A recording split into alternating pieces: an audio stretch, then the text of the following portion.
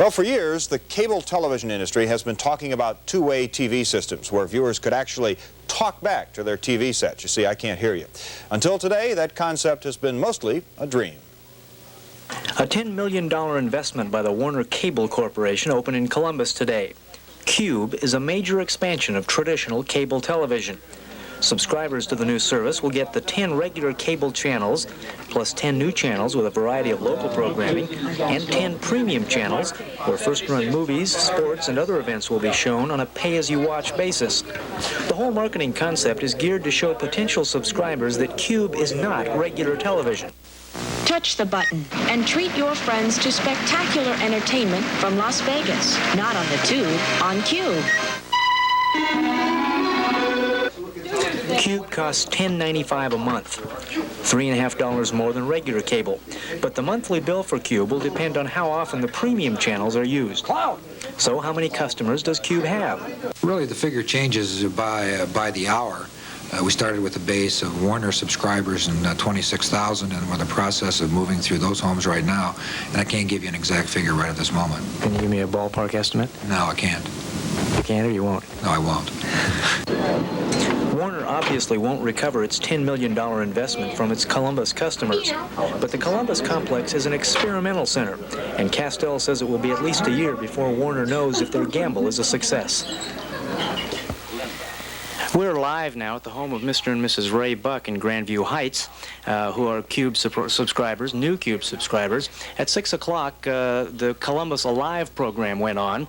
And what is different about QUBE is different from normal TV. What we've shown you basically is normal television is this console, these response buttons. Mrs. Buck right now is talking back to her TV set. They're picking a name for a baby or something like that. But on the screen you can see, well, you could see just until a few seconds ago, the names of 5 different babies. She can pick the name of the baby by pushing one of the 5 response buttons on this.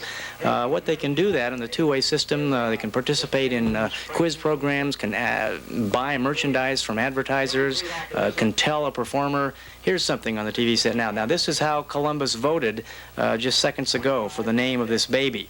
So by tying into their computer, they can tell exactly how the audience has responded. They can also tell how many people, how many sets are watching a particular program at a particular time. It's kind of an instant rating service. What is significant about the program is that it's brand new, it's in Columbus.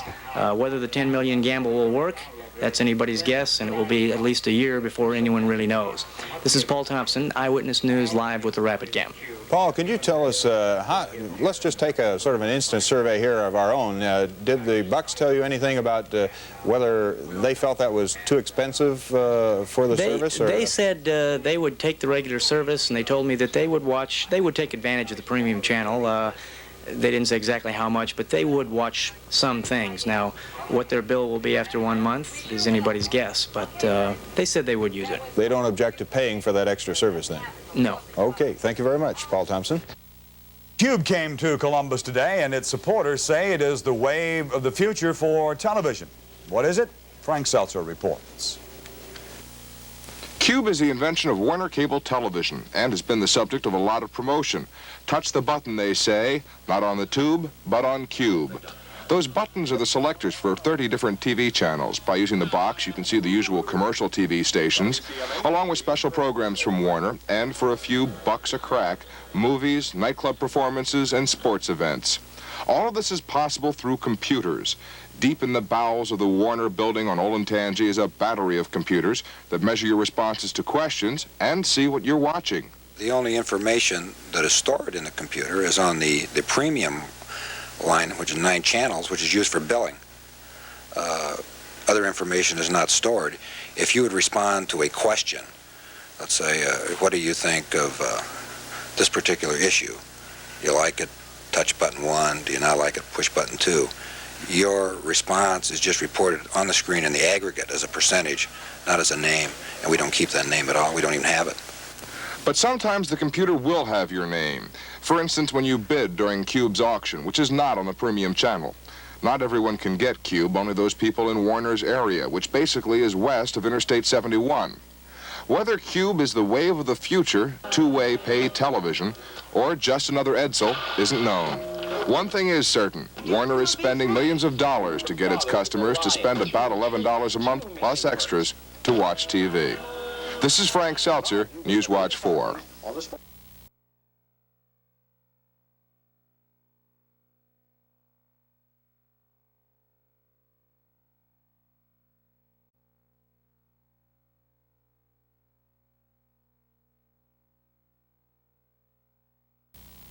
Well, there's an experiment underway in Columbus, Ohio that could spell trouble ahead for people like Tom and I. Millions of viewers could tell me immediately it's Tom and me, right? Here's Eric Burns to tell us about it.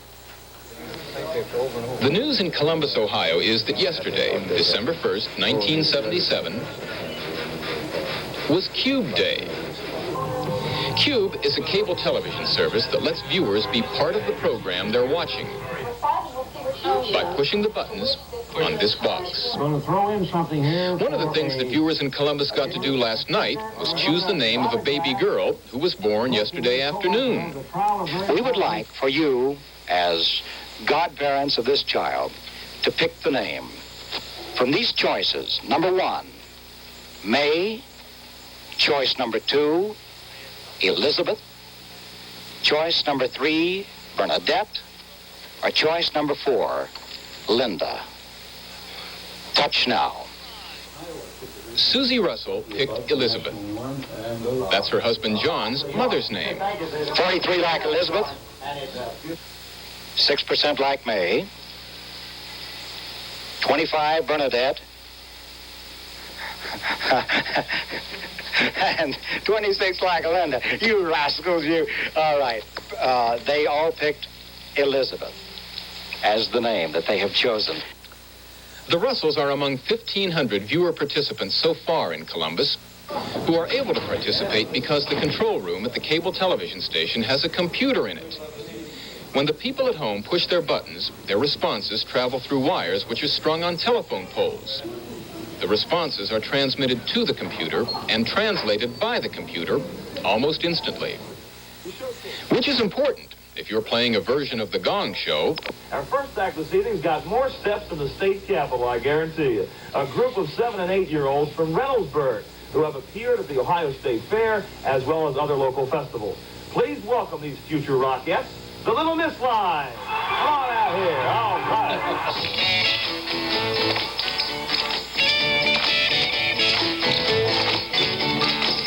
right. Susie Russell voted not to Gong. Warner Communications has invested more than $10 million in viewer participation television. John and Susie Russell are paying $10.45 a month for it. Gee, I think what they have done is shown with the various demonstrations the great versatility that they have in their hands and the great amount of different kinds of programming they can do for the Columbus audiences. I think it's great. Oh, it's great fun. It really makes the viewer much more a part of television. I enjoy it. As a footnote to this story, here are some of the predictions we've heard about the future of viewer participation television. People will be able to buy food and clothes and automobiles, do their banking, express opinions during legislative debates, vote, and play the Gong Show until they finally get it out of their systems. Eric Burns, NBC News, Columbus, Ohio. And no talking back now. We're going to go away for a message.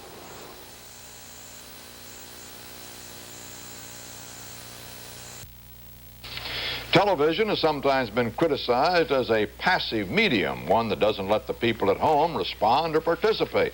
But a cable television system is being tested in Columbus, Ohio, that gives viewers a lot more to do than lie back in an easy chair and nibble cookies. Don Webster tells us about it. The system offers an almost overwhelming variety of TV programs, 30 channels, 10 regular commercial stations, the other channels offering everything from stock market information to weather reports. One channel offers entertainment for preschool children 8 hours a day. My name is Walter Concrete, newsman from station. But the unique feature is a device which allows viewers to talk back to their television sets. People at home can press any of 5 buttons.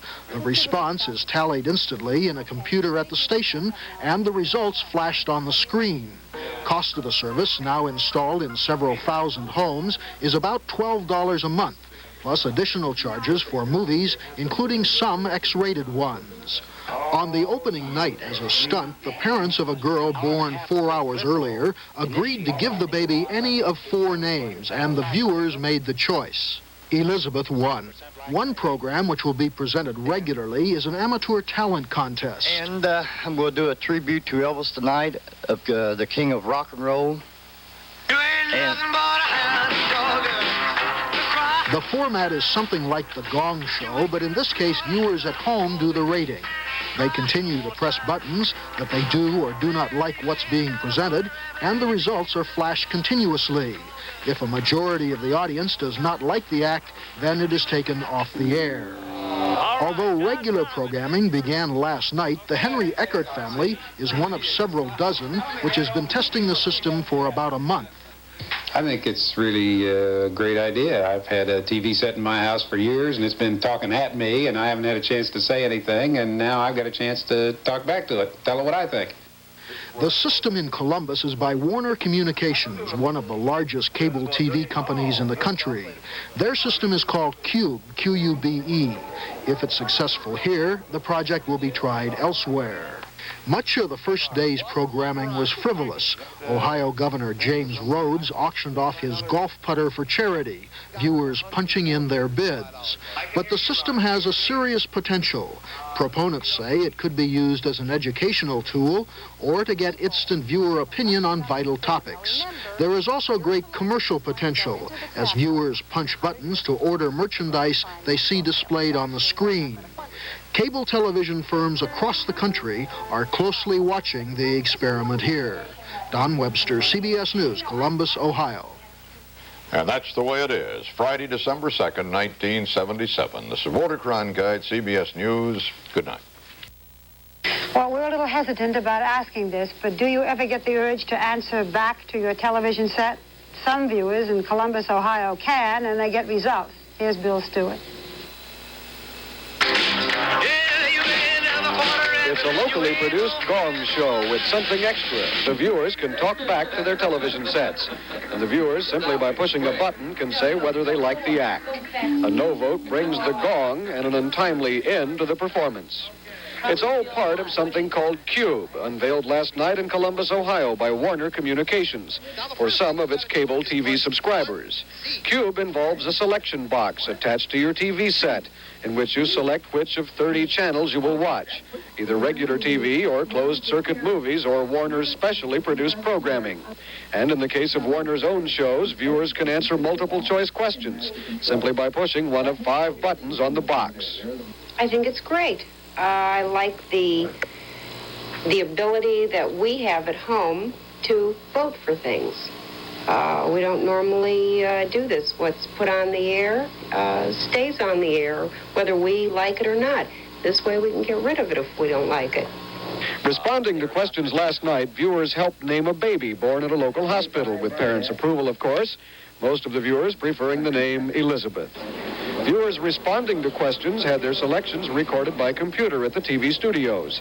All this happening within seconds, right here, as we see in this demonstration. Then the program continued, but altered by the audience participation. It's a concept which QUBE Marketing Vice President Ron Castell thinks could revolutionize those appearances by politicians on television interview shows. I could see a politician making a statement and the moderator of the program saying, "I'm not really sure that I believe what you said, sir. Let's find out if the people at home believe what you said." And the people at home say, "Yes, I did believe. No, I did not believe." What might that do to the careers of politicians? Might end a lot of them. Warner Communications says that its investment in two-way TV cost in the tens of millions of dollars. It presently has about 26,000 cable subscribers, but won't say what percentage of those have signed up for the QUBE service. Only the QUBE service costs about $10 to $20 for installation and roughly $11 more per month for service, some of the movies costing extra. In the months ahead, Warner promises additional services to allow viewers to shop from their homes or to sign up for education courses in which the viewers will take tests by way of TV. In other words, they say, QUBE will be more than viewers voting on performances like this one.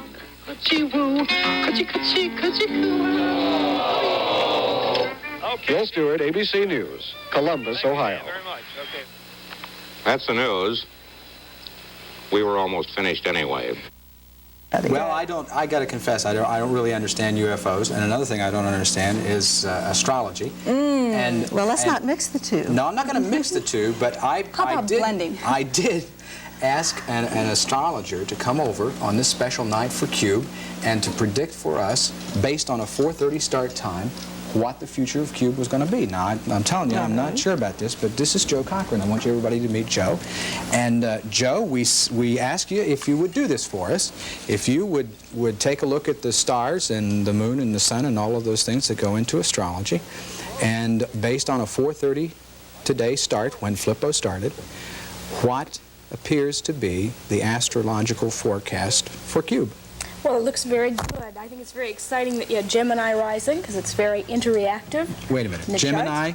Is this the chart? You have a chart. Okay. I'll tell you what. I'm going to hold this chart very, very still. And can you, as our camera takes a look at this, can you show me what you're talking about in there? Sure. We have Gemini rising, which means that the point of all this is communication. Its ruler is Mercury in the 8th, which means there's going to be a lot of investigative things, a lot of probing things, a lot of discovery kind of things. CUBE itself is Sagittarian, which means we'll get things from all over the world and everywhere. And there's a lot of things in Leo that says there's going to be a lot of talent, a lot of personality, a lot of life in the show. Now, Joe, are you saying this to be nice? I mean, No, would you really like to hear the forecast? Sure. Okay. Everything looks great except for technical difficulties. Technical difficulties, all right. Yes, especially between the 12th and 29th of December. The 12th and 29th of December, that's going to be it? Yes. Can we make a note of that and see what happens? The 12th and the 29th, Joe is saying that we're going to have some technical difficulties. All right. Okay. I mean, is that it? Is that the worst? We have to look at how much money are we going to make, and are we going to do that? Oh, you want to can you tell us that? I think things will really start to pull themselves together in the spring and get in very solid ground by the fall. You guys listening to this? Okay. And it takes a while, I think, to get that kind of a thing put together, you know, after you start up. And you are projecting this based upon the coming together of stars and like that. And also, one more thing. I think you'll be moving in about 2 years. Who? To a different studio. Who? CUBE. Actually, we have... About June of '79. June of '79, moved to a different studio. Actually, we do have another studio under construction right now, but it's at Westland Mall, and hopefully that won't be June of '79, but you may be talking about another studio. Could be, because it would be a much larger facility than what you're using now. Okay, Joe, I'll tell you what, we're going to hang on to that and see what happens between December 12th and December the 29th, and see how our stars mesh. Okay? Well, listen, thank you very much for being with us on this inaugural day of the CUBE and helping us with an understanding of what Columbus Alive and the CUBE has in store for us.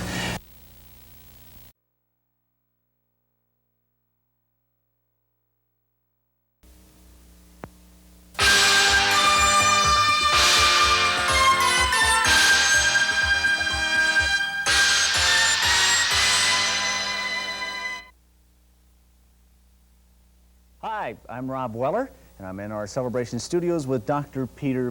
Doctor, good afternoon, and what brings you to celebration today? Well, Rob, I was just here in Columbus promoting my new book. Maybe you could hold it up like they do on television, okay? Yes, Doctor, I'd be glad to. Thank you. Are we on yet? The name of the book is How to Be Your Own Doctor and Gourmet Cook? Yes, that's right, Rob. Is this a... Hey, listen. Yes. Don't mess this up, huh? Wait a minute. Is it? Yes. How to? It looks a beautiful cover too, by the way, Doctor. Well, it was done quickly, you know. And so this is the way it turned out. Can you explain a little bit about this? Is this? Sure. Well, it's I'm a graduate of the University of Stuttgart School of Medicine. Oh, I hadn't realized that was still cooking. Open. Oh, and gourmet cooking. Yes. You see, the philosophy is, if oh, excuse me. Oh, I'm sorry. If food is good for you on the inside. Then for sure, it's good for you on the outside. See, I don't believe in drugs. Wait, my lemon. I don't believe in drugs or any of that thing. Use food, because food is what makes you healthy. Now, is this a new philosophy? I just told you that. Well, then it's a new philosophy. I graduated last week. I just got off the plane here in Columbus. I looked in the airport. There were signs all over. So It says Dobro- Dobro, Columbus, Oh, okay. Guten Tag, and I knew I was home. So you're saying that if food is good for you on the inside, it should also be good for you on your health on the outside. Yes. Now, can you give us an example? For instance, Well, wait a minute, I'm not done yet with the Hey, question. sorry, eh? What would I do for like a headache? Wait a minute, you're not, aren't you curious? I mean, do you think I look normal sitting here with a lemon on my All face? right, wait, before I ask you about my headache, what is that lemon doing in your eye? I'm glad you asked that question because this bit needed that question. Looking back on the other card, there it is. Yes, here's why. You see, I had a Stummenduduk on my, I'm sorry, I'm using the German. I had a sty on my eye. Oh, you had a sty in your eye. So I have found that lemons are good for treating that. You put a lemon over your eye for 6 to 8 weeks. And then when you take the lemon down, you don't have any more. So that's the way you get rid of the sty. And you know, I had the kids on, my 2 kids at home before I left. You know how you draw on a cast if you break your foot? So they drew a little Oh, they eye. drew a little just to be eye on the cute. lemon just Yeah, to make it kind of yeah, cute. yeah, Hey, that's that is, I like that. Now tell me about how I would get rid of a headache, which surprisingly enough, I'm getting one right now. Are you really? Well, you see, with a headache, you take liver. Liver. And you tape it to your forehead. Cold liver. Cold liver. And then when the liver warms up, you go into the kitchen, dump it in a pan with little onions, some potatoes, and you have a nice dinner. So you get rid of your headache And you have a dinner. Liver. Liver headache. Yes, because I know everybody likes liver. I feel that I come from a family of long livers. I can imagine. My grandfather had a liver that long. What would you do, for example, to get rid of the common cold? Your lemon seems to be slipping there a little bit. Yes, I'm losing it. Yes. In more ways than one. How about a common cold? How would you get rid of a common Well, cold? the common cold is easy, and it's a delicious way to do it. You take a green bean and put it in one nostril, and another kind of bean, let's say a lima bean, and put it in the other nostril, and a third bean in your mouth. Then you put your hands over your ears and you go, all the beans come out, and you got 3-bean salad. It's wonderful. 3-bean salad? Oh, it's delicious. It beats garlic around the neck for a couple of months. It sure does, and you make more friends that way, But too. it plays havoc on you if you inhale, doesn't it? You can't do that. If you get it wrong, you're really sick. Bean sprouts in my guts. Do you ever have a remedy now for fever? For fever, yes, another delicious cure. You take a wide noodle. Put it across what kind of a noodle? Wide one. Oh, you know, not wide- a skinny one, but a wide one. A wide Put it over your forehead again. Wait till it gets warm to match the temperature. Then again, go into the kitchen, dip your head down. I'll do it so I don't lose my lemon. Dip your head down. They fall into the pot, put some boiling water in, and then you start your lasagna. Well, how does the Are we noodle losing these people here? How does the noodle get rid of the fever? The noodle, it absorbs into osmosis from the brain. I know that. And the brain pulls the warmth and makes it cool. You technical people just know all the tricks. Well, you know, we do. How about some other treatments? Quickly, I would Quickly, assume. okay, we're running out of time. No, we're not. They We're doing just- this yet? No, not okay. yet. Well, when, for allergies, like you take whatever you're allergic to, and you stare at it. And you just stare and stare and stare and stare. You intimidate the item, and your allergies go away. Another favorite is... Is that sort of like in American folklore? Hey, you're going to get us thrown off the air here. That's right. In American folklore, we had Daniel Boone who grinned down a bar. Did he really? Same kind of the same a bar, principle. were the people in the bar and were they drinking? No, it was a bear. A bear. Any other treatments? Don't play on my Germanness, you know. I don't know the language all that well. Please. Yes, another treatment, female breast enlargement. It's a thing with watermelons in the bra. Well, let's get it. But we get past that. But did you know I was hard of hearing? Hard of herring? Yeah, that's a little joke. You know, I'm doing the bit with the food. So. Hard of herring. Where's the camera? Little fishy, if you ask me, camera doctor. here. Can you bring this camera up to me, please? This one with the light. Yes. Can you move it up? Yes, he's zooming right in on your good he's lemon. hard of hearing, too. Yeah, hard of... See, if you look over here and you just take a little peek, you see in my ear, I have a grape. You have a grape? See, yeah, if you're hard of hearing, you put the grape in your ear, and when people talk, it vibrates the seeds. And then it feeds into your neck and up to your brain, and you can hear again. Dr. Peter, I'd like to say that you've been a fascinating guest, but I'm afraid that's just impossible for me to do right now. However, this is one of the worst-selling books out on the market right now. It's called How to Be Your Own Doctor and Gourmet Cook. And the interesting thing about this book, if you'll notice, the lettering is one way, and the book is upside down. Doctor, this is, do you have any cures for upside down cakes? Yes, well, most people like to stand on their head Yeah. while reading the Doctor, book. we're going to have you back for another show. We're all out of time, thank goodness. And we'll just see you a little bit later. Dr. Peter, wasn't he marvelous? How did you start drinking, and when did you know Just you like anybody else did. I got a bottle, and actually it was way back when I was a kid and a young guy, 18 years old, 17. In college in Texas, it was bootleg booze. It tasted awful. And, but you forced it down, and the whole idea was to get drunk. It wasn't to just learn to sip alcohol or whiskey, because it didn't taste good. It wasn't any fun. And in those days, there was no such thing as sitting, not in Texas, there was no such thing as sitting around and sipping an alcoholic drink. You pour it down. Ooh. And we had a high old rebel yelling, rip-roaring time around a bonfire in the piney woods of East Texas. And the whole idea was to get drunk, and that's just for a long time. That's what I always drank, to get drunk, not just to have a buzz. Hello, you're on Celebration. You have a Yeah, question I'm or not something? really experienced in, you know, debating religion or whatever, but I consider myself an agnostic because, to me, the whole thing is, you know, why isn't there any proof of a God if he exists today? Why doesn't he, you know, like give a sign or something like that? Because it seems to me like the whole belief in God and everything is like a form of mythology to me. It's like way back in the Dark Ages or whatever, you know, this God thing came about. All right, let me let Pastor Lawrence. Please, I'd like to that. answer you there in this, that there is ample proof today, experimentally so. There are multitudes of people, millions of us, actually around the world, that have experimentally found Jesus Christ in all reality. We know the power of miracles. We know that Christ is real through our own lives, and the Bible itself says, to the way of the unbeliever, it's foolishness. You cannot understand it unless by faith you take it and receive it into your life. Christ is received by faith, not by the head knowledge and understanding. People sometimes remind me of the story of the bunghole of the barrel when they talk like you do and Madeline here do. If you've ever tried to look into the bunghole of a barrel, as you look in, you see nothing. And if you know what the bunghole is where they fill the barrel. But That's when you exactly get on what the the Bible inside, is, when you get on the inside and look out, you see everything because your head is not in the way. And Madeline's head is screwed on, cross-threaded, and it gets in her way every time she looks. We don't want to get into personal. Let me ask about faith healing.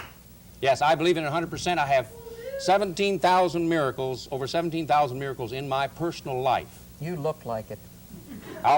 You take me to any doctor. I'm 54 years old.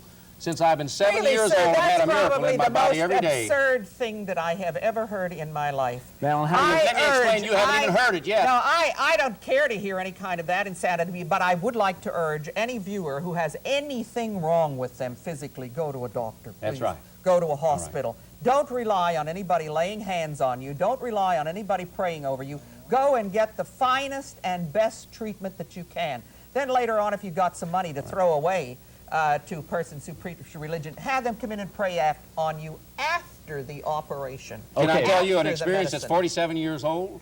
As a young man, at 18 years of age, I went to go into the service, and the doctors turned me down by one look.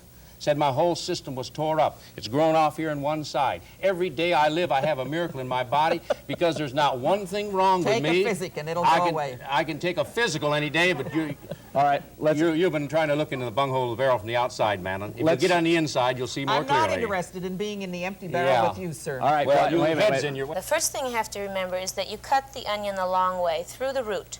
See the root here in the top? Oh, all right. You don't cut it in half with the two little guys out in the ends. All right, and then you can This get is for the mincing. feel, or peeling, just general peeling onion rules. You take the top, and you'll see that the skin pulls right off. My golly, it does. Look at that. How much of the skin are you supposed to pull off? There's like several layers Just there. the first or two till you get a clean white finish. And there you are.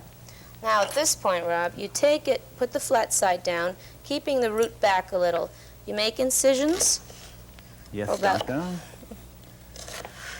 this way, about 5 or 6. And then keeping the tip of your knife down, fingers together and tucked in, you press down. Look at that. You're getting all those nice little... See that? Yeah. Now let me show you why you had to cut it the other way. You see these lines here? Yes. And then each one of these how about that? slices separates into an individual thing. Okay, now if you want them finer minced, it's the same technique as we've learned before. Tip your knife down, hand over, press, press, press, press.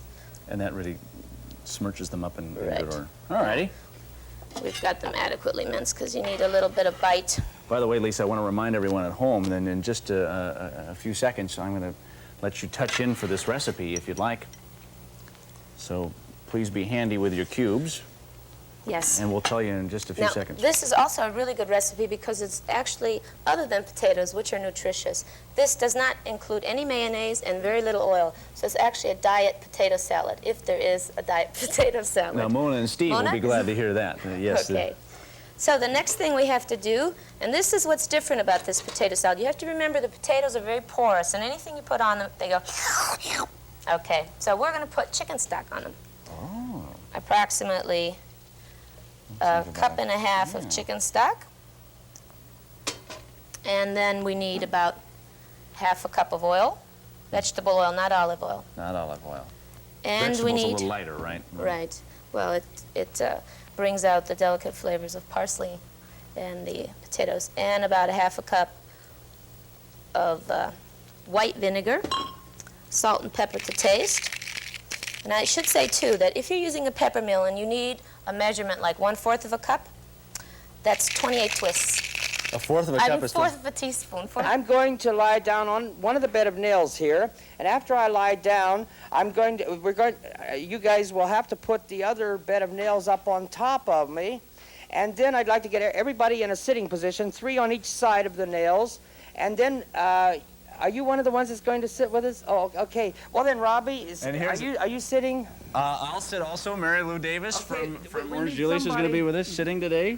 We need somebody to yell, no, I need another one. Somebody that is not sitting to yell, sit.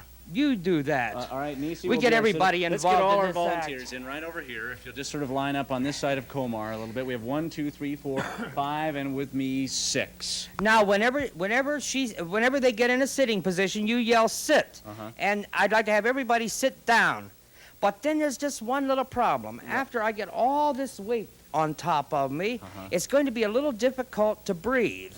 So you push all the air out of me. So when I yell up, I want everybody to get the hell off of me, please. Okay. I think that's, does that sound fair? Let's see a little hand vote.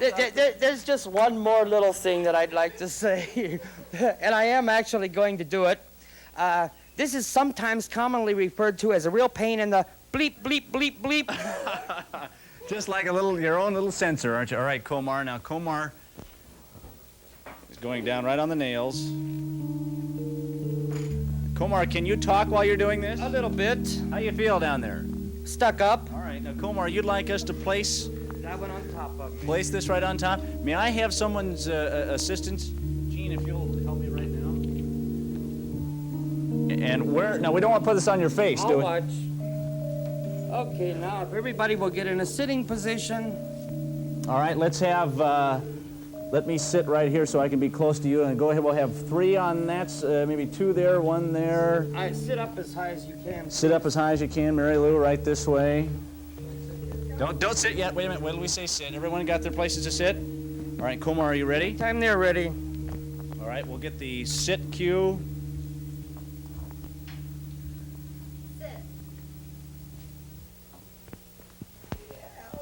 Okay, up.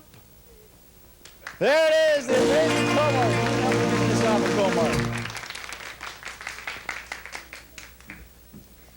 Komar.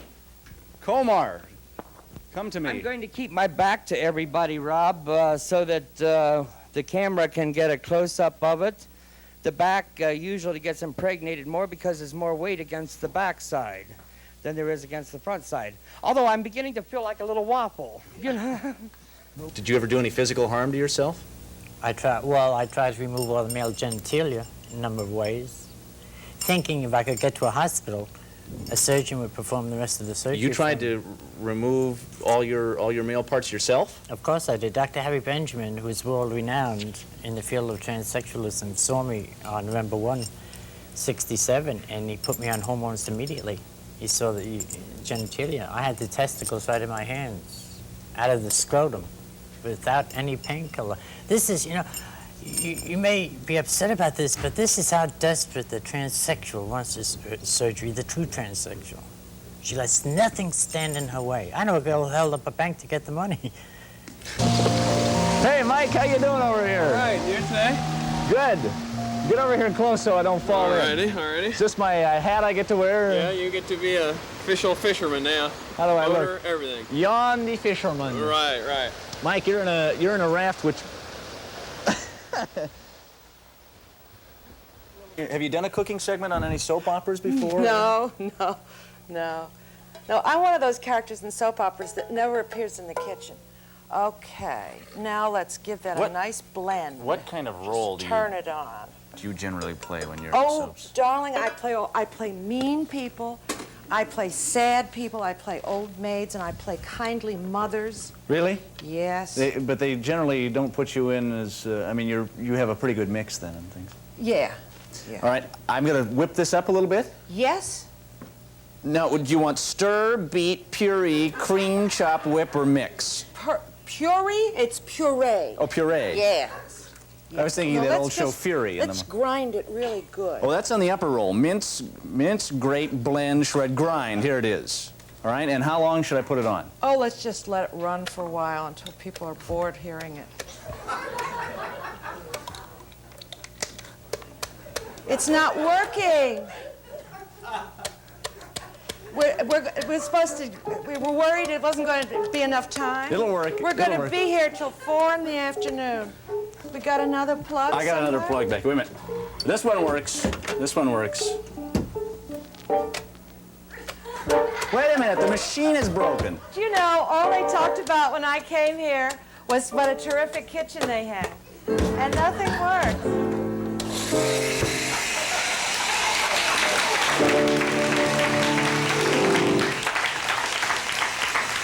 To be a satisfactory sex partner, how long should a man be able to maintain active coital intercourse? How long should he be able to maintain active coital intercourse? 2 minutes, 8 minutes, 1/2 hour, 1 hour, or time doesn't matter.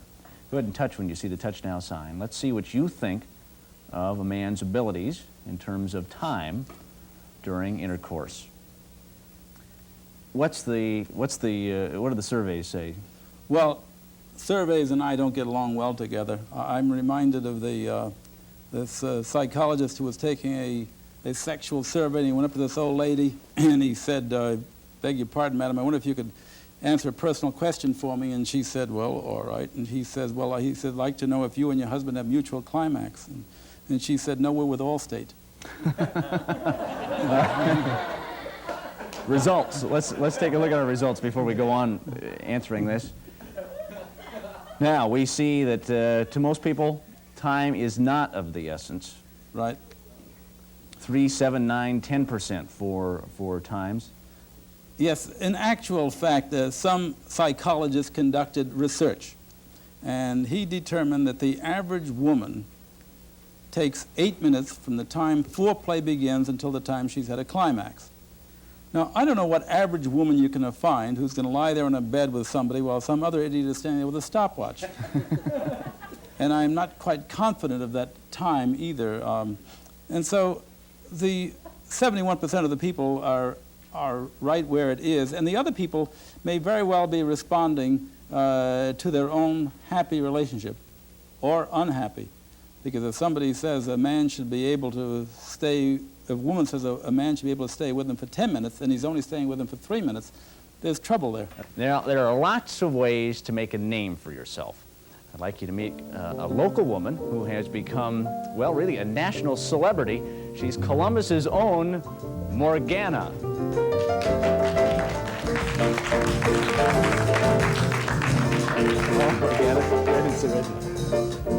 Whoops. Hung up here. Got a little hung up there on the way out, didn't you? Oh, were you backstage watching Dr. Kaufman's? That was great.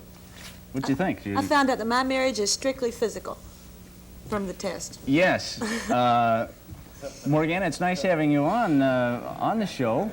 You are sort of a celebrity. I have to ask. May I ask? What are your measurements? 45, 23, 39. The reason a lot of people think that I'm larger than a 45 is because I wear an eye cup, so all my 45's up front. Mm-hmm. Makes me look a little larger, but that's all I am. I have to ask, are you all... What? Well, no, I probably shouldn't do that with my hands. Are you all God-given, or has there been maybe a little visit to the doctor? No, I don't think the doctor would do this to anybody. No, and God got a little carried away. But it's all me. Nothing comes off at night except my eyelashes. Your chest weighs how much? 15 and a half, and I think it was the assistant director asked me, how did I know? I said, because I weighed them. I mean, everybody wants to know, you know, how heavy would I be if I wasn't quite so busty? Uh-huh. How do you weigh them on... Well, I did it in a supermarket, you know, on one of those scales and things. I did.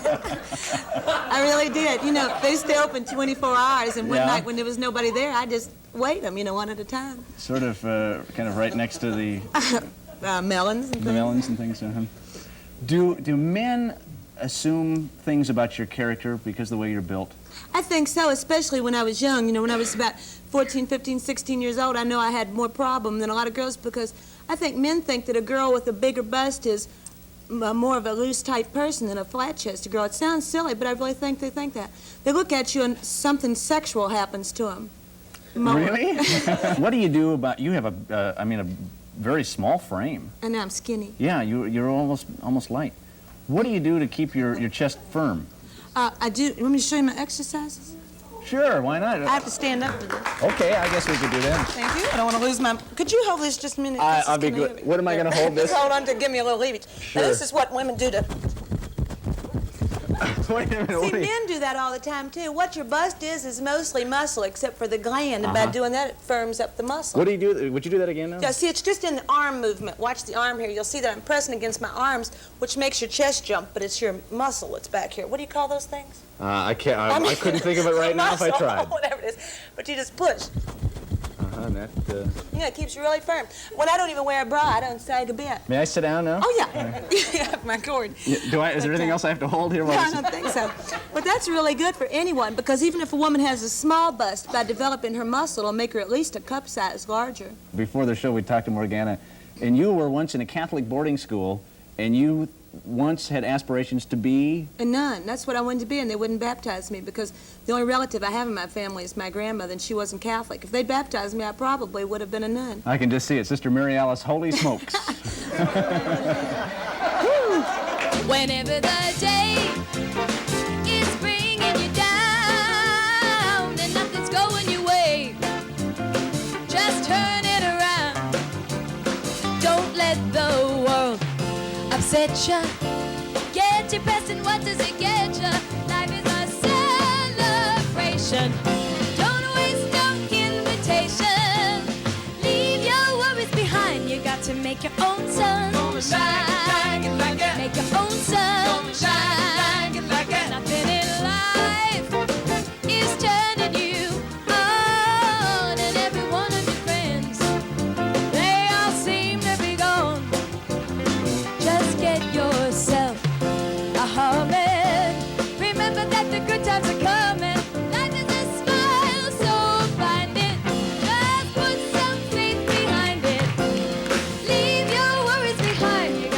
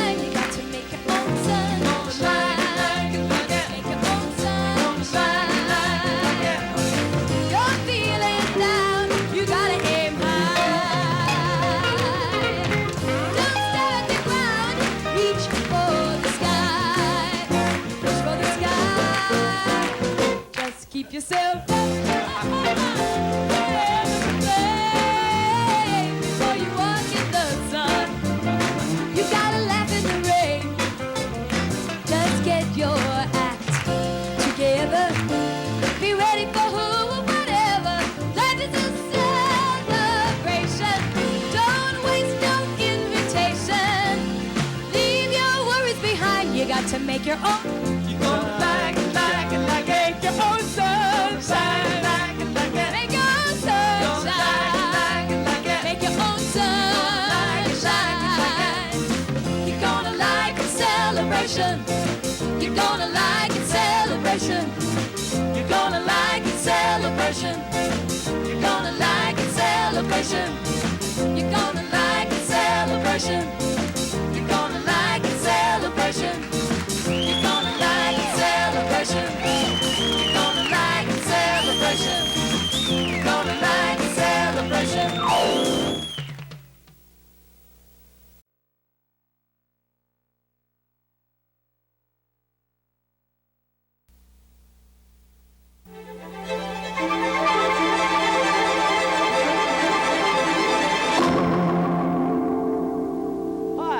I'm Rob Weller with my friends Yogi Bear and Scooby-Doo. And we're out here in the mall in the sun because today is Sunday. Wait a minute, you mean you two want to do the open? Yeah, but you can't talk. Oh, so what? Oh, you want the cards? You want to bring the cards out so you can help? Well, I guess we'll have to do that. Hillary, would you bring the cards out here? And Scooby-Doo's going to hold the cards. And Yogi, all right, Yogi, are you ready? Here, now, wait a minute. Okay. You point them out and I'll do the talking. All right, it says, we're out on the mall in the sun because today is Sunday or Solar Day.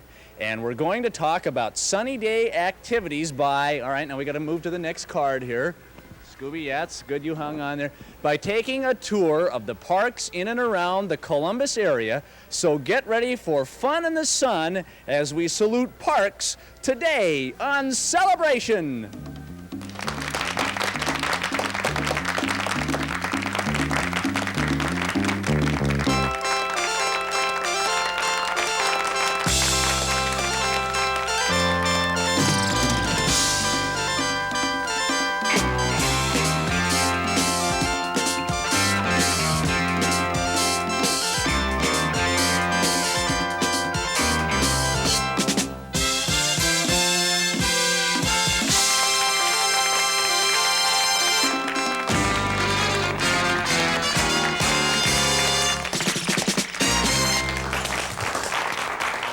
Thank you very much. Welcome to Celebration. As I said, my name is Rob Weller. I think Farrah likes you a lot. Just taking a look. Well, we have fed Farrah from baby stage up, and as an infant parrot, we've grown very affectionate to each other, and I guess she loves you. Hello, Farrah. Oh, I love it when you scratch me there. Contestant number 3 hails from London, England. Oh, we're going to get a little accent off this dog, right? Hello, boy, Joe. Woof, woof. He's a song and dance man. Here's Abe with his person, Tracy Bolt. Hey! Oh, my God. I beg your pardon. Now turning things back over to Rob. Uh-huh. Oh, he likes you, Little Red. English bulldog, huh? That dog likes you, Red. Yes, I saw him in the back eating a tire off of a tractor, you know? I mean, now that's a powerful dog. Oh, he wears a hat and everything, huh? Don't get him hacked off, will you please? I mean, I have a show to do tonight with... I can tell. That leg's gone, pal. Went to the dog just before you. That's Abe? Yeah, that's Abe. Abe Vigoda, ladies and gentlemen, right there with his own show. And your name is? Tracy. That's what I said a minute ago. Tracy, how are you? How old are you, Tracy? Oh, pretty good. No, I say, how old are you? I'm pretty good, too. I said, no, for a man of old. How old are you? 22. How long have you had, how old is Abe? Oh, he's 3. He's beginner. He's going to make it to 4? What's he going to sing for us? We're going to do Soft Shoe on T for 2. T for 2? Would you like a little musical accompaniment? Okay. Ladies and gentlemen, let's hear it for Abe.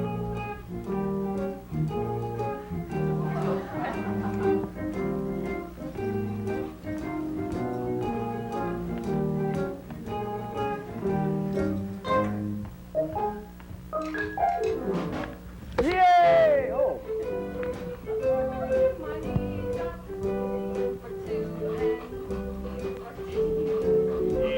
For 2.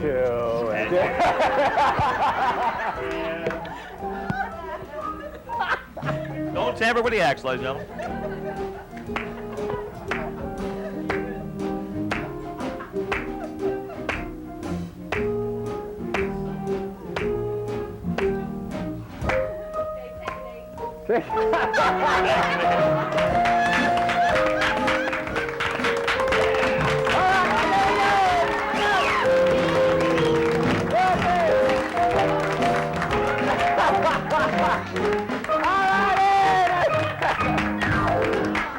Hamburger is hamburger, right?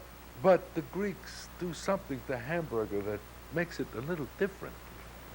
All right, what are we having? We're having keftedes. Keftedes. The prime prerequisite, of course, are clean hands. You must wash your hands. That's the first thing. Then you buy some hamburger.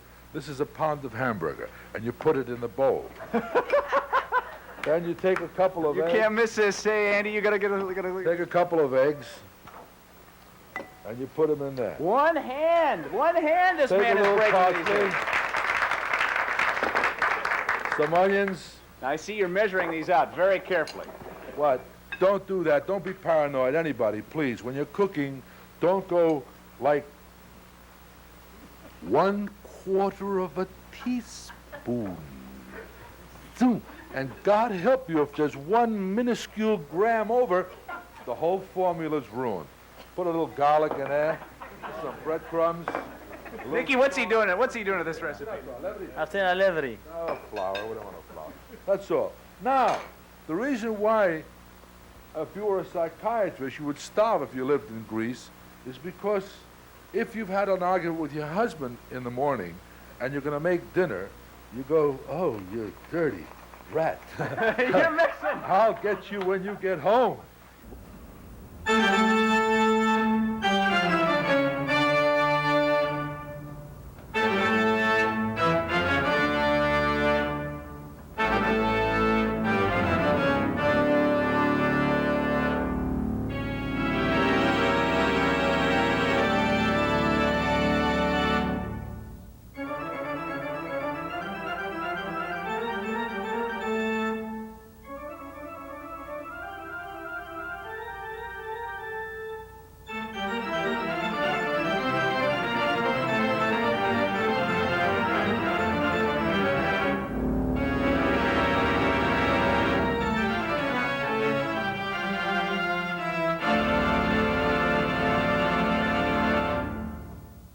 Our next two guests, last summer, were a particularly novel act at the Ohio State Fair.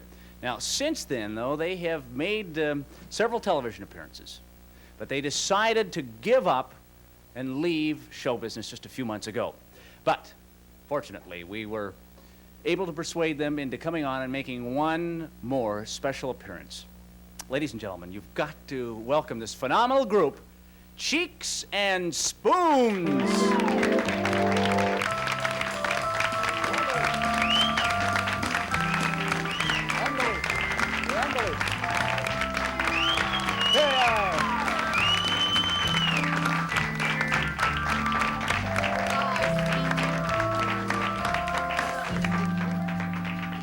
Yes, here they are, Cheeks and Spoons.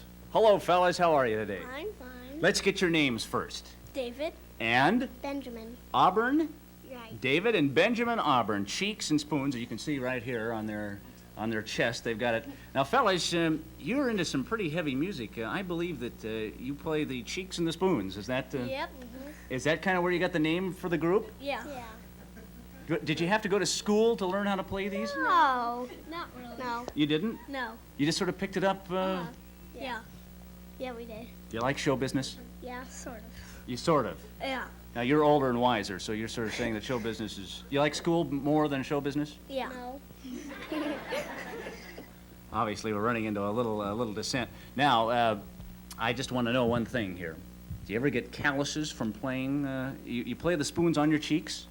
No, he plays the spoons on his leg, and I play my cheeks on my cheeks. You play your cheeks on your cheeks? Yeah. And you play the legs on your spoon? No, my spoon's on my leg. Oh, I got it backwards. It can happen to, you know, it can happen to the best of us. Now, did you have to take, you didn't have to take any lessons for this? No. Do you have insurance? No. You don't insure your instruments? No. We don't need any. We don't need any insurance. You don't? No. Give me some show business talk. Are you going to do a good job today? Yeah. What are you going to do? You gonna break a My leg? brother told you we're gonna play the cheeks and spoons. I told you. Well, silly old Rob, I should know. What do you think of that, Charlie? How about that? All right, now what number are you going to play for us today, fellas? We're gonna play Across the Field, the Buckeye Fight song. Across the Field, the Buckeye Fight song. That makes a lot of sense. How about that? Are you up for the Buckeye Fight? All right, now what I'd like to do... Are you David? No, I'm Benji. You're Benji. You're David. Right. All right, now, if you'll play the spoons into this mic, and if I'll hold the mic here for your cheeks. Would that be okay with you? All right, here it is, the Ohio State fight song. Are you ready? Cheeks and spoons.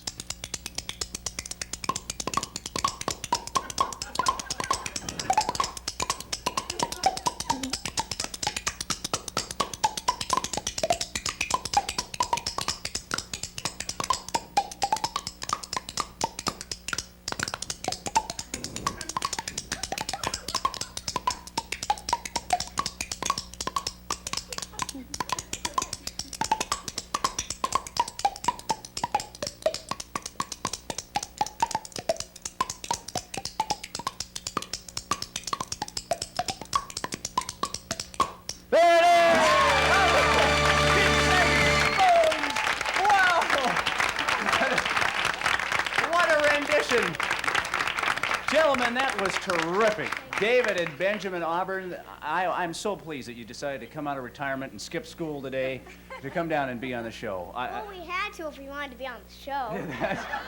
That makes a lot of good sense. Guys, I've got to tell you, that was a very, very appropriate song to play because, you know, Ohio is the home of the first college basketball team. It's the home of the first Major League Professional Baseball team and the first Professional Football League. But how can we talk about Ohio sports, fellas, without Ohio's #1 sports figure, and we're thrilled to have him on Celebration today. Please welcome the one, the only, Coach Woody Hayes.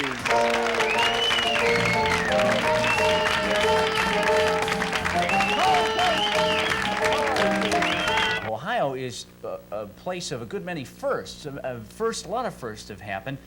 New products, for example. Let me reach back here. Yeah. Quaker Oats. Quaker Oats were first invented and used here in Ohio. I remember eating those when I was little. And they're awfully good for you. They stick to the ribs. What else was made? Right. The hot dog was made first in Ohio. Okay. That looks How like about that was the one of the bun? originals. The bun was. Oh, that has no. Give it to me and I'll put it over there. There you go, Dodie. The light Needs globe. a little mustard. It does. It's short on mustard. The light globe was first used. In Got it? Ohio. This is I can't get the wattage. Well, I don't think.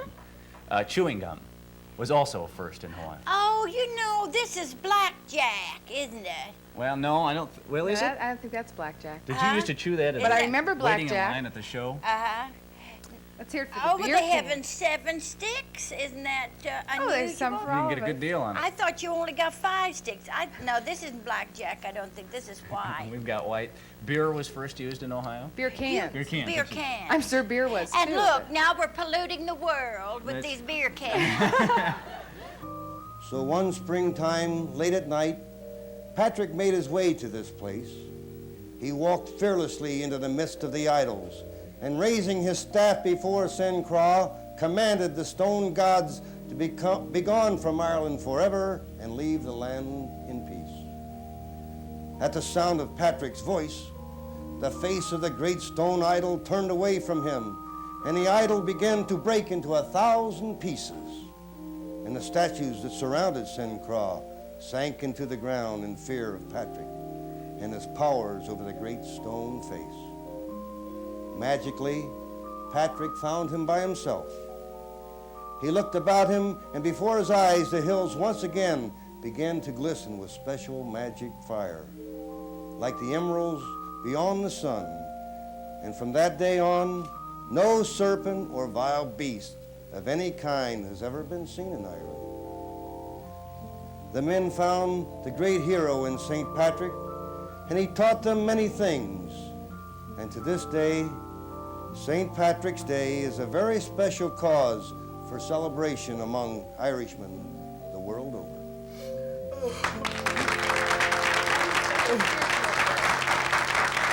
Would you dance with me? Why not? Do you have any music? I don't know, We Joe. have We might have to do some of that terrible new disco music.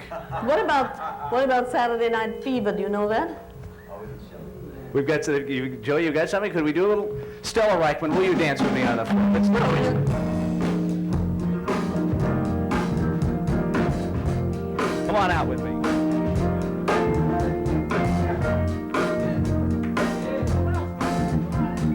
What you gonna do when she says goodbye? What you gonna do when she is gone? What you gonna do when she says goodbye? Nobody does it better. Makes me feel sad for the rest. Nobody does it half as good as you, baby, baby. Oh, baby, you're the best.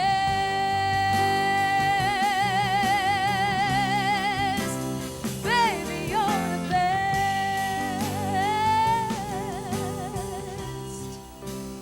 Baby, you're the best.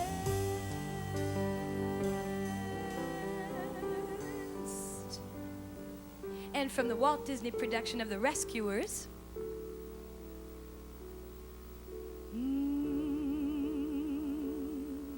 be brave, little one. Make a wish for each sad little tear.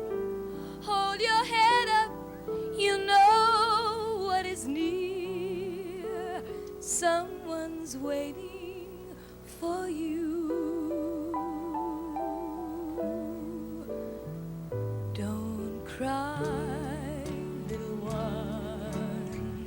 There'll be a smile where a frown used to be. You'll be part of the love that you see. Someone's waiting for you. I'll be a candle on the water. This flame inside of me will grow. You light up my life. You give me hope to carry on. You light up my days and fill my nights with song. You light up my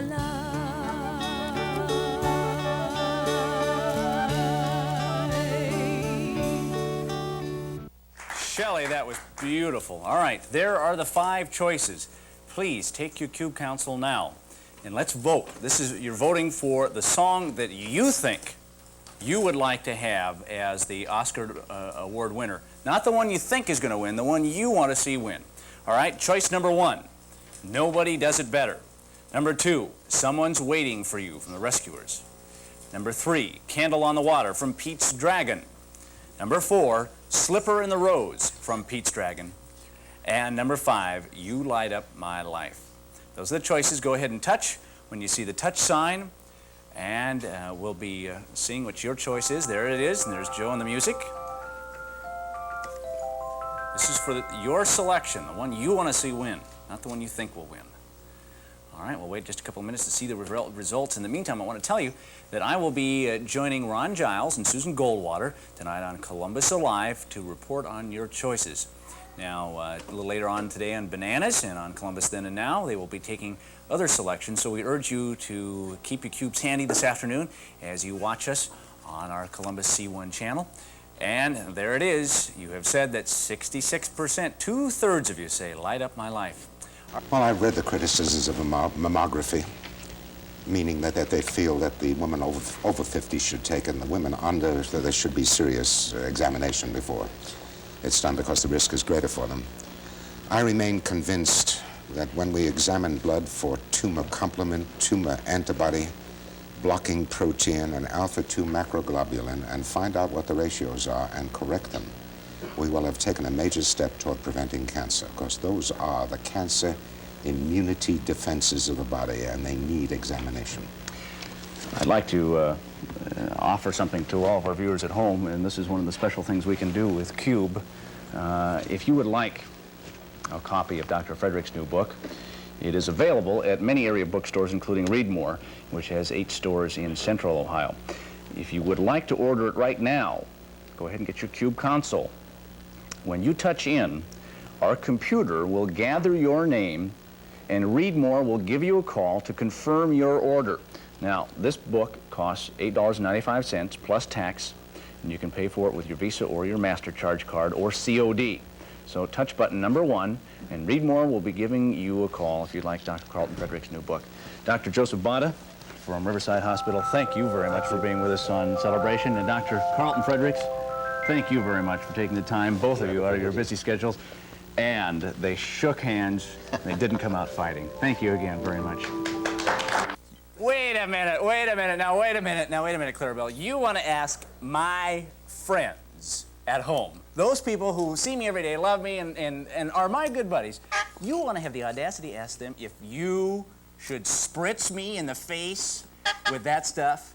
Oh, well, Clarabelle, well, sure, we'll do it. I mean, we'll be glad to do it. We'd like to accommodate people, but they'll never vote. I'll tell you what, let's go ahead. Take your cubes in your hands. Go ahead and take your cubes in your hands. And if you want Clarabelle the clown to spritz me in the face, your old friend Rob right here on Celebration, if you want him to spritz me in the face, touch button number 1. And if you don't want him to spritz me in the face, touch button number 2, all right? Now touch when you see the sign, and there it is, the honk now sign. Joe's playing the honk music. Now Clarabelle, these people, these are my friends. They would never, ever, ever, in 1,000 million zillion trillion years, have me spritzed in the face, Clarabelle, especially after that unstirring interview that we got out of you. I just, wait a minute, I'm looking at the results. It says, yes, spritzed, 77%. What, Clarabelle?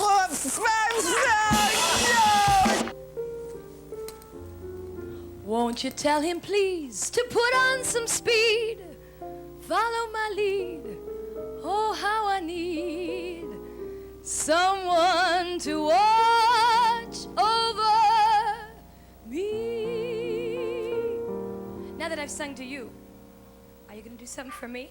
Did you ever know him? Did you ever have a chance to meet him? No. Or see him? No. He wasn't very nice.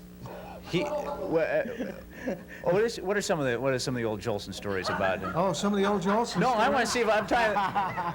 Eileen, I'm not ducking the question. Did I duck the question? Why won't Ruby Keeler mention his name?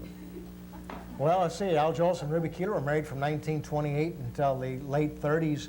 And when I was in New York last year doing an interview with Beverly Roberts, she couldn't even answer that question, to be honest, unless you're a very good friend of Ruby Keeler's. She doesn't speak ill of him.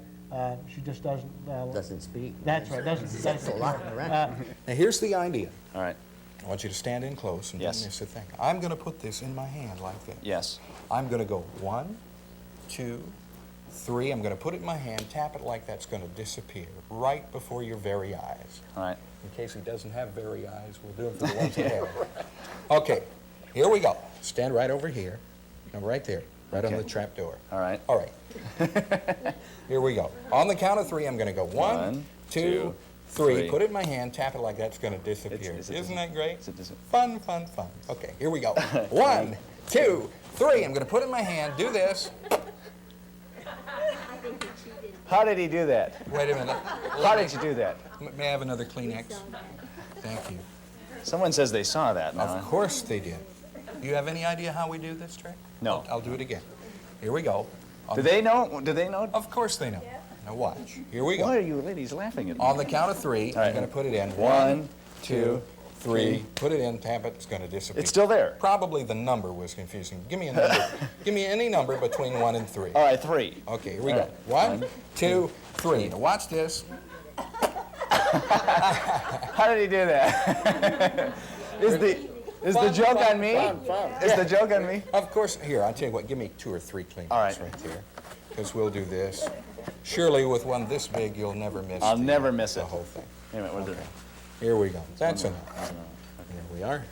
On the count of 3. 1. Wait a minute, let me just, I want to feel your... 2. There's nothing... I'll never forget, I was doing a trick one time, and I was right in the middle of it, and a lady said, I know what you're doing. And I was producing 27 silk handkerchiefs barehanded, and she said, I know how you do that. You use your sleeve. If you had 27 handkerchiefs, would you use your sleeve? No? Okay. Here we go. On the count of 3, this is almost too big to hold. I'll probably have to hold it with both hands. If I can't spot it this time. Here we go. 1, 2, watch. This is amazing. Now look. Wait a minute. I think I have an inkling. Turn around and look. The inklings are all over the floor behind you. Okay, now how long does it take for you to get out of this thing? Well, I have to try to get out within 3 minutes. After 3 minutes being upside down, I'm subject to passing out, and it becomes rather anticlimactic for the act. I can understand. All right, is there any way we can help you?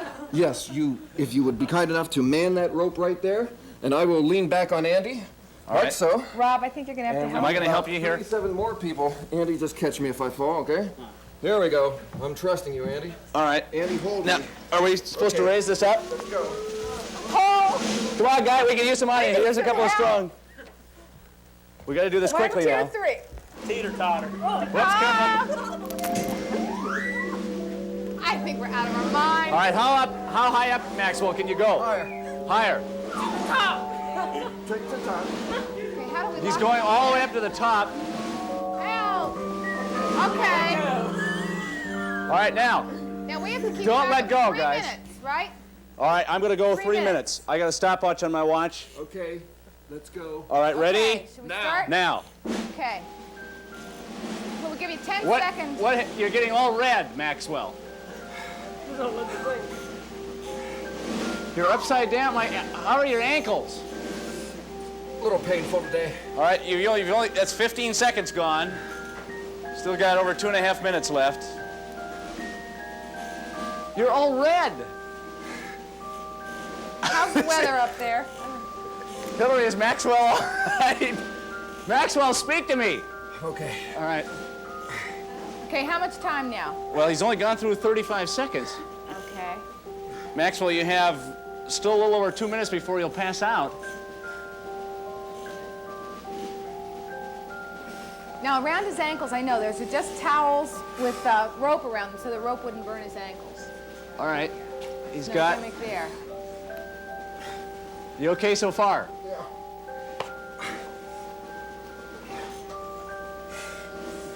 How are the ankles? A little bit sore.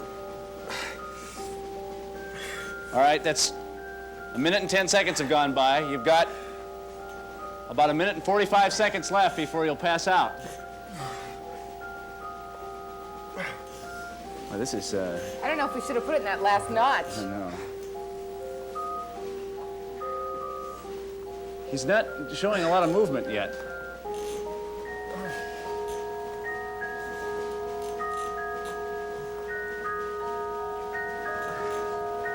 Minute and a half have gone by, minute and 40 seconds. I'm getting goosebumps. Got just a little over a minute left, Maxwell.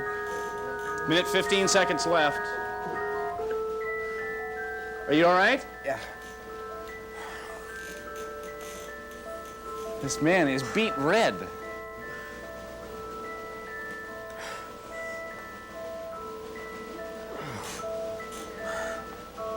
His back, look at his back is all... I'm a little worried. 50 seconds. You've been in about 2 minutes and 15 seconds. Showing a little, looks like he's got one arm. He's gone through one arm, and he's getting the other one. He can't get that one around. Hillary, what do we, I got, all right, it's 2.5 minutes. He's out! He's out! All right, let's get him out. Let's get him out. Easy now, easy, easy. Easy, easy, lean on me. Lean on me. Okay. Lean on me. You guys can drop it now. All right. Get off the rope. There we go. Maxwell! Whoa! I have 2 stacks of paper. In fact, I have a ream of paper. In fact, I feel like this whole contest is reaming me. Oh, yeah, I have a ream right here. Okay, 2 reams. Inside each of these reams of paper, I have 1 memo, I have 1 travel report, and 1 purchase order. They're hidden in here somewhere. Now, the object is, and you'll be racing against the clock, to come over here, take your stack, you may put it down right here next to the typewriter if you'd like, find the memo, the travel report, and the purchase order, and file them right here. Now, we have lots of files. It says out to lunch, good news, we have the round file, dangerous ideas. They're all located in here. You have to find each one and to put them in the correct file, all right? Shit. All right, Claudine. Claudine is thumbing through the ream of paper. You guys tricked me. Yeah, oh, there's nothing. one. You're looking for a memo. You got the purchase order. Wait a minute now. There ain't anything in Yes, here. there is. There's 3 in there now, Claudine. You've got 1. Okay. Look closer now. Oh, there's the memo. She's got the memo. She's got 2 she needs now. Just the travel report. What? Just the travel report. I loved it. We should have done a remote at Claudine's desk to find a... Oh, here you go. 1, 2, 3, go! There they go. All right. I'm gonna tear this thing up. Look at, oh. Why, my God. Then, where? Why, I'll be damned. How do you even get this thing out of here? So far, Claudine's getting right in there. You got these things Kathy, from how you doing a here? rummy sale somewhere. She's got 1 marshmallow, 2, 3, 4. Don't stop. She's great. She's got it. All right, now, she's working on balloon. Her time is great. She's got, all right, there's 1 balloon. That's good. Don't blow it up all the way. You got it. There's 1. Tie that balloon. Get it in the bucket here. Get it in the bucket. You got it. There's 1 balloon. All right, here, give me the balloon. I'll tie it up for you now. All right, go ahead. Get that 2nd balloon. All right, here she goes. You got it there? Go up that 3rd balloon. You're beating the clock. You know, and she's got to run back and get that horn. Squeeze that horn. She did it. This one, not only cuckoos, but there he plays is. music. Oh, here's another one over here. Wait a minute. We're going to pick this one off while it's good. Can you see this one? Here's a... Oh, these fellas just went on strikes as they Now, went. there we have music. There we go. And they're going. Wait, pick this one up. They're going bananas.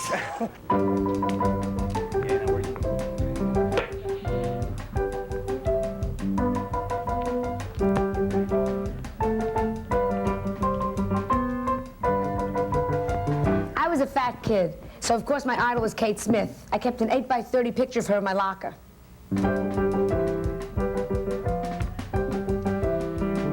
When I was a child, I was so fat, I was my own buddy at camp.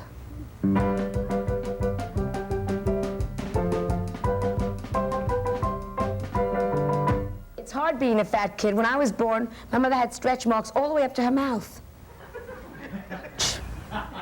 Who or what do you think of when I say the word spook? Spook Beckman?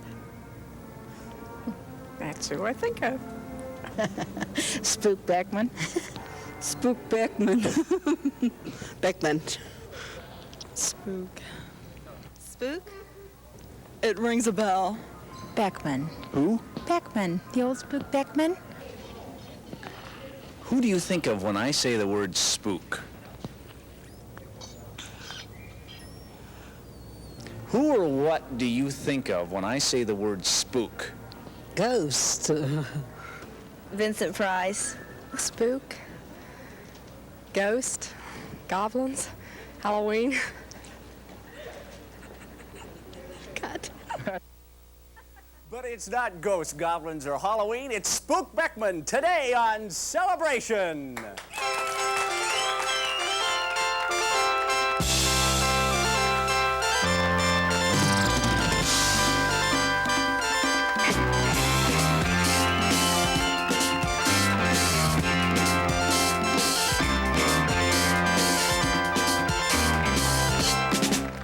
My turn, Fran. Hey, look me over, lend me an ear. fresh out of clover, I'm mortgaged up to here. But don't pass the plate, Fran, don't pass the cup, 'cause I figured whenever we're down and out, the only way is up, and I'll be up like a rosebud high on the vine. Don't thumb your nose, but take a tip of mine. I'm a little bit short of the elbow room, but let me tell you some. So look out, world, here I come. What do you say, Franny? Oh, I'm an old one at this. Hey, look me over, lend me an ear. I'm 60 and over, girdled up to here. Don't pass the plate, folks, don't pass the cup. I figure whenever you're gray and stout, the only way is up, so I'll be up like a rosebud high on the vine. Don't thumb your nose, folks, take a look at mine. I'm a little bit soft around the rear, but I got plenty of dash. So look out, world, here I fly. We're a little bit soft around the rear, but we got plenty of dash. So look out, world, here we fly. Now, Fran, you are a woman with strong opinions. Let me drop some names and get your comments about them. Can I do that? Oh, boy. All right, first name, Johnny Carson. Well, I've been on with Johnny several times, and when I'm on the show with him, he's a great wit. He's fast. And if he passes you in the hall, you've just done 22 minutes with him in bed, and he's great with you, and you pass in the hall, he won't say hello. Bella Abzug. Oh, God, don't mention her name. Bella Abzug. The way to get me mad is to say, I remind you of Bella, because I wear big hats and I've got a big mouth. Jimmy Carter. Oh, I'm so sorry I voted for him that I'd like to put my hand up in a freezer for a while. I wrote him a letter. Did I tell last time what I said about him, Hillary, the letter I wrote him? Yes, you did. I think I did, so let's not repeat it. Listen, Mr. Carter, take the plane and your spoiled daughter and your Jesus freak sister and your drunken brother, and please take a trip and come back with seichel, as we say in Yiddish, come back with brains. I had such hope. How could a man change from that march down that Pennsylvania Avenue to the idiot he is now? I'll never know. All right, here's another name. How come I'm not getting any applause on that? All right, here's another name. Yeah? Muhammad Ali. Can't stand him. I can't stand him, you idiots that go to pay money. I did a press party with him last year, and he had his new wife there, and he turned to her and he said, "Get up, I want them to see you." And she rose obediently. Now, I hear he gives money to charity, and I hear that he's a pretty nice guy. I think he is a big blowhard. I think he is a pain in the neck. He should retire gracefully. I hate boxing anyway. Idiots get up there and knock their brains out, and you all spend $3 million, $10 million, and you wait in line. I saw a camera go on him steady with film for 2 hours because the precious words came out, and some big scientist can't get 3 minutes, or they say, "Fran, cut it in 2 minutes." I got more in his pinky than he's got in his whole head. All right. Nobody does it better. Makes me feel sad for the rest. Nobody does it quite the same as you. Baby, baby, you're the best. Oh, I'm so sick. I'm so sick. I feel so bad. Oh, I'm so sick. I feel Oh, Fran. Oh, Fran. A housewife that looks like this. They told me to put this down here so you can hear me. Can you hear me before I go any further? Yes, we can hear her. Oi, kachkalum. In Yiddish, that means little one, little duck. I never look like this at home, except, once in a while. Franny, I'm so sick. A mother's lips tells better fever than the doctor's thermometer, and you got fever. I got fever? Yeah, one moment for the fever. These are some tips that I've done. My hair hurts. I went to bed with Mike Douglas, Johnny Carson, and each man reacts differently. Yeah. Now, you don't have an ice bag. You put some ice cubes into a rubber glove. Yes. That's for the fever. And if a sore throat, marvelous for the throat. Oh, yes. And then so he shouldn't bother you, and do this for the Franny, children wait a minute. too. This looks like something I should milk, not put on my head. Milk it, bubbly. All right. All right, put it over there. Oh, Fran. And I'm not kidding with my tips. I horse around, but my tips happen to be very good ones. When you're married 48 and a half years, you had a lot of sickness. Are these tips now to make me feel better? Yes. Now, when you're in... Did this come from a cow, by the way? No, no. When you're in bed and you need help, yes, it's always a good idea to have a bell. To scream. If you ring it more than you should, I'm not coming to help you. The children love it. You get Mama... You gotta hold it down. Put it down. There Get it is. Mama, Front. and she'll come so she's not bothered running back and forth. Get it? Okay, so like... Now, when you want to keep up... It doesn't work. There it is. All I'm right. coming, I'm coming. Generally, when you're sick, you get dehydrated. Keep lollipops around. It is a known fact that the sugar is very good. I need a drink. In Columbus, Ohio, they don't have lemon and Who's lollipops. They got some kind of taffy something or other. Yeah. But you lick that, and that'll make you feel better. Keeps The up your paper sugar. is still on this. And then, when they have sore throats, you don't have a straw. No. Take a little teapot, put soup in it, put tea in it, and you give a little bit of whatever. What'd you get for Willie? That's not soup.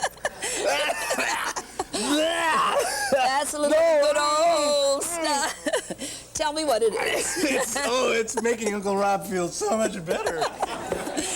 Now, if you noticed, I put him into a pretty bed, pretty linens, because I think a home, the bed where you spend more than half your life should be pretty.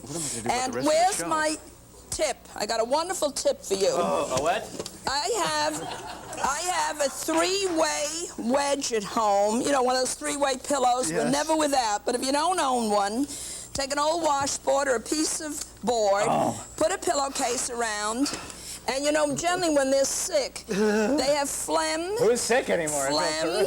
And you shouldn't have the baby or the husband lying down. The stuff should come down. If you So gave the make baby them- what you just gave to me, That's finished. the baby is finished. You make a backboard out of it. You can put the pillow on top of it. That's a little hard. Yeah. Now I feel my beautiful turban is moving. Oh, now, that's not the only thing that's moving. in order to turn over. What? Turn over? Turn over. Come on. What have you got, as I said before, that I haven't seen bigger, better, more of? Come on. Fran! And you take my mic drop down. Call the You know, it's outside. funny, when I Call the turned police. Johnny Carson over, Call the police. Johnny Carson put his hands here when I told him to turn over. Sonny Fox was 6'6". I watched the men's reaction. Come on, pull your pants down. I'm putting I'm not pulling my pants down. What you need, What? you rubbing alcohol, even for the babies, takes down the heat and prevents bed sores. Fran! You're very hairy. Fran!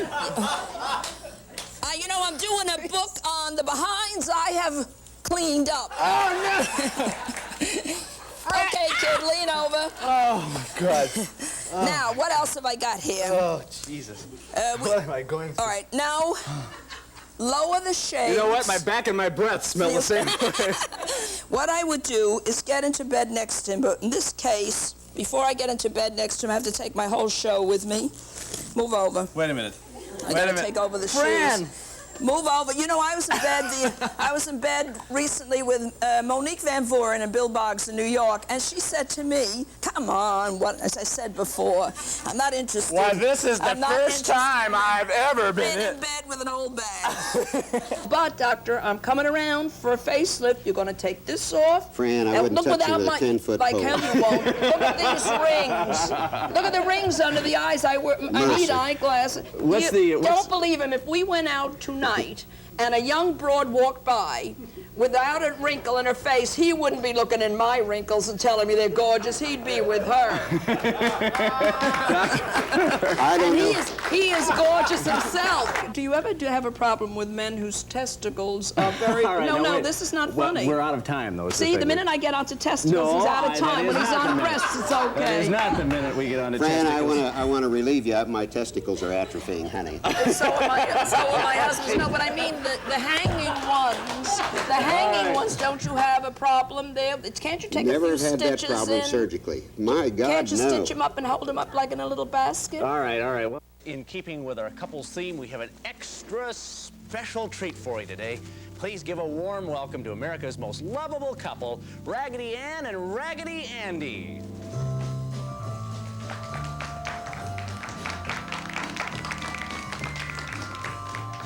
Oh, no.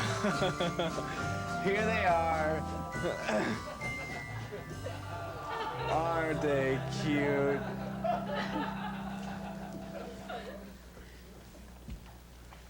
And imagine right here on Celebration. Oh! Well, welcome to Celebration, Raggedy Ann and Raggedy Andy. Let me ask you, how did you meet? We were introduced by a weird little man who played with dolls. Yeah, that's right. And as a matter of fact, we were exactly the same at one time. But a few little snips and a few extra stitches and a little extra fabric made all the difference in the world, if you know what I mean. Uh-huh, yes, I certainly do. Well, tell me now, what brings you to Columbus? Well, Ron. No, it's Rob. Oh, I'm sorry. That's all right. We're here vacationing. It's sort of a second honeymoon. Andy knows all the exciting places in town and real romantic spots to hit. Yesterday we went sailing, and tomorrow and today we're going snorkeling in the Scioto River. Oh, that sounds exciting, Raggedy Ann. I'm looking forward to it. It really does sound exciting, Raggedy Ann, but I can't help noticing that you seem to be with child.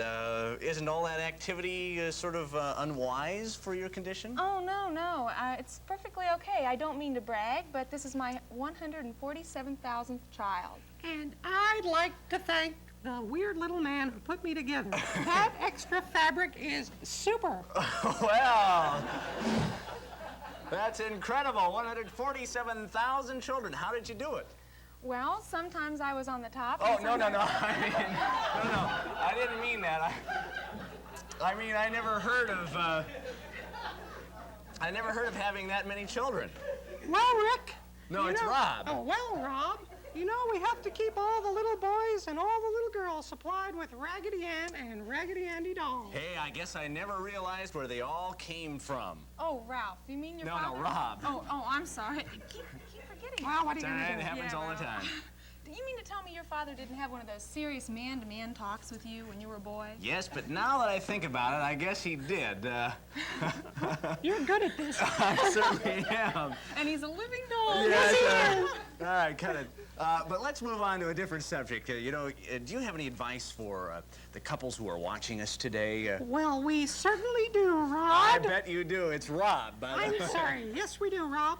I think it's important for the man to be the boss and for the woman to be rather servile in nature. Now, wait a minute, Andy. You promised not to say anything to the people about that. And I think everyone should be as kinky as Raggedy Ann. Andy, please, you promised it. Hey, you can't say this kind of thing. Are you talking to me? Yes, I'm talking to you. Don't Are talk you talking to me? kind of voice. Wait a minute. We seem to be having a little... Wait a minute. A little scuffle. Well, formally, there they go. Formally America's most lovable couple, Raggedy Ann and Raggedy Andy. The Wicked Witch of the West, and as you know now, after we've had a good chance to chat with her, is not wicked at all, but has what's known in our business as a dynamite cackle. Could you do a little cackle, and let's see if anyone in our audience would like to challenge you for a cackle. So let's see. First of all, here's Margaret Hamilton with the award-winning Wicked Witch of the West cackle. Take it away, Margaret.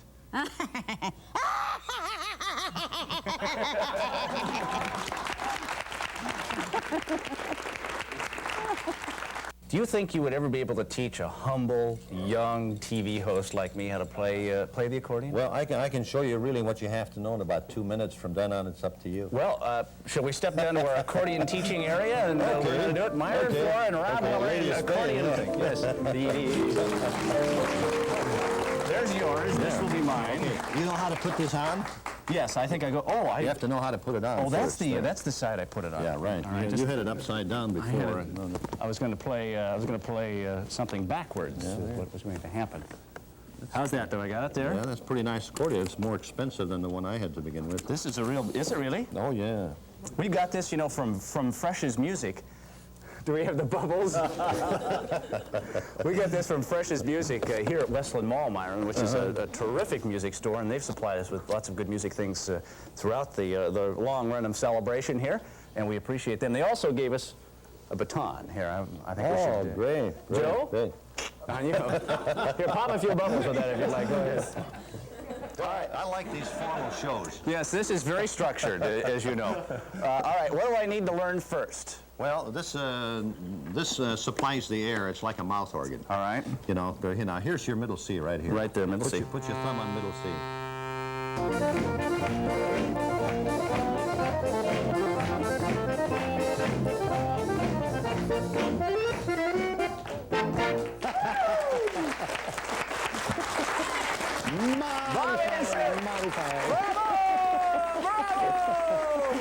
Stan, let's go over and see what you brought today in the way of gadgets. Listen, I think you're going to enjoy this. There you go. Okay. All right. Oh, yes. Oh, I'm in the wrong place. Oh, I see. Oh, I see. Okay. This is very... Oh, it moves. The apple goes around, and this machine cores it, peels it, and makes the thing ready for the pie. Let's just now see watch how what it works. does. Here it goes. The Oh, I lost my spring. Just a minute. Wait a minute. We lost the spring. The spring came off. That does it. Now The spring came off. Now, did you notice where that came from? Well, the spring came off from. Was anyone watching? Ain't that something?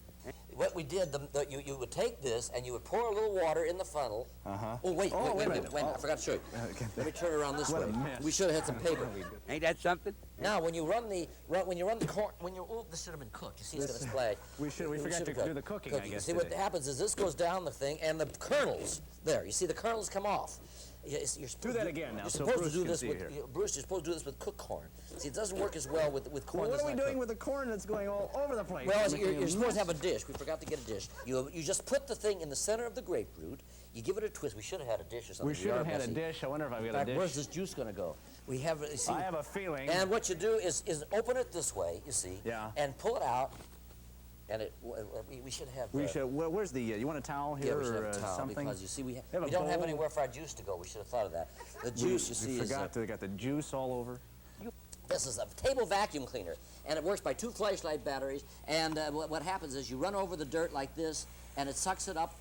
You got to have better batteries. These batteries are a little weak. It sucks it up. It's not sucking. And it puts it in a little container inside It's not here. quite sucking it up, Stan, as a. Well, I've used it quite a bit. It rearranges it very well. But you just leave it right there. But it does. Now this you wear around your waist, and it shows how do you get it around your waist? What is this? Now, wait a minute. This shows you as you're walking along the street. Let me out here. Which over way you're going to turn if you're going down the street? You see it blinks. You see it'll. Wait a minute. Turn it around. You see it'll either blink right or left. You see. It's blinking right or yes, left. Yes, right or left. You can wear that. Yeah, you wear that. You see what it does? It shows which way you're going to wear it. See? Ain't that something? Ain't that something? Ain't that something? Try this with your nose.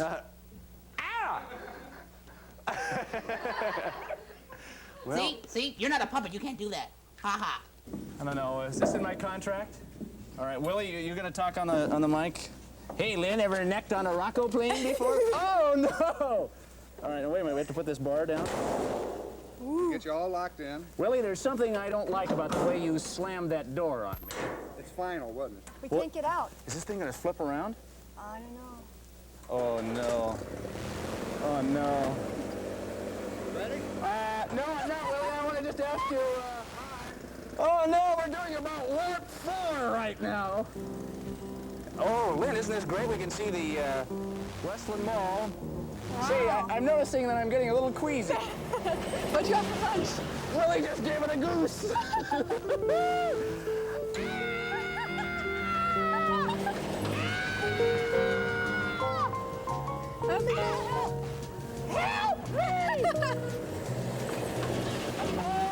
This is great. Grinning amusements. Now, do you have a Rocco plane out at Cedar Point, by the way? No, it's such a fair type ride. I don't think I've ever. Is it supposed to rock around? Let's see if we can get it rocking here a little bit. All right. How do we rock it? Let's see. Okay. All right, now rock back. Sit back. Spin it, baby! Does it go all the way around? Swing. Well, Willie, you have any hobbies? Please greet our special guest and co-host, country and western entertainer, Jimmy D. Wait.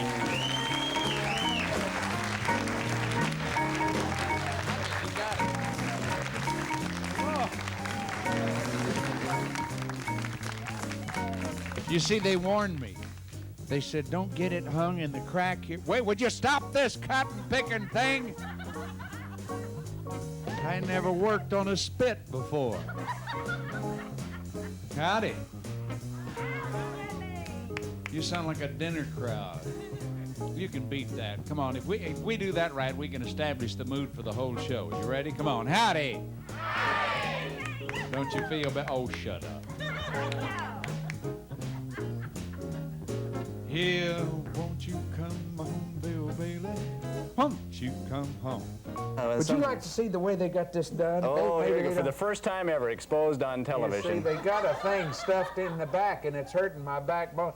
But that's the only way I can talk. You think yours is bad? You got to see where they put mine. And I bet it fit. Yeah, I'll tell you. Just lay your head upon my pillow.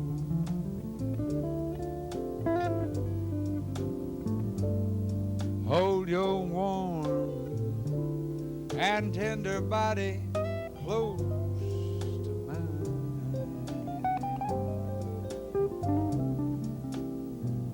and hear the whisper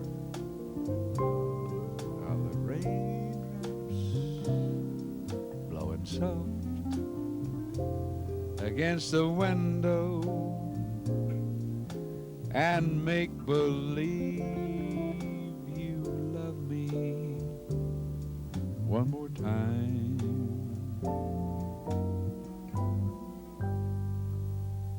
For the good time.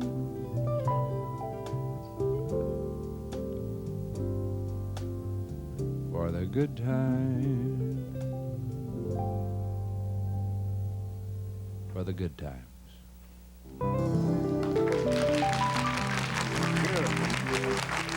Beautiful. Get your feet up like that. Okay. And you do these. You want me to do this with you? Well, oh, that looks darn easy. Here, I'll just get into this a little bit. How many? Oh, come on. All right, Haley, get in here. All right. Wait a minute. How many was that, Jim? I don't know. Is this all you do? Even as a woman, I can do that, but that's very hard for me. Is it? No, it's a snap. I could do about 9 of these.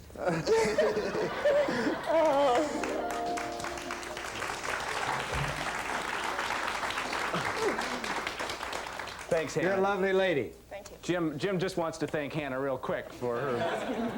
That girl will never drown, I'll tell you that. Get over here. Hey, this has been a fascinating experience, and it's always fun to visit with nice people, and I don't know why I feel like that it hasn't been a TV show. It's been visiting with fun folks, and I have thoroughly and completely enjoyed it. I really mean it. Well, we've enjoyed having you. You're ugly, but you're a nice kid. Woo! Celebration. Don't waste no invitation. Leave your worries behind. You got to make your own song. You're gonna like it, like it, like it. Your own song. You're gonna like it, like it, like it. Whenever the day is bringing you down and nothing's going your way, just turn it around. Don't let the world upset you. Get depressed and what does it get you? Life is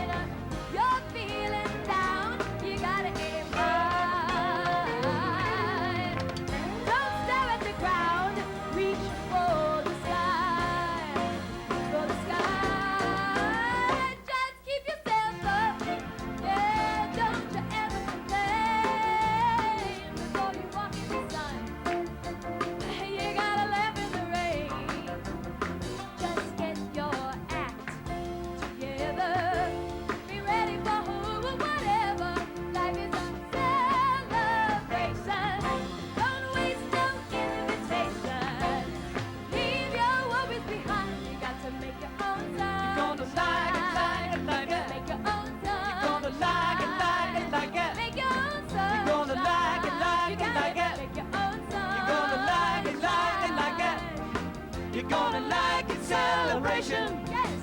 You're gonna like it, celebration. You're gonna like it, celebration. You're gonna like it, celebration. Okay.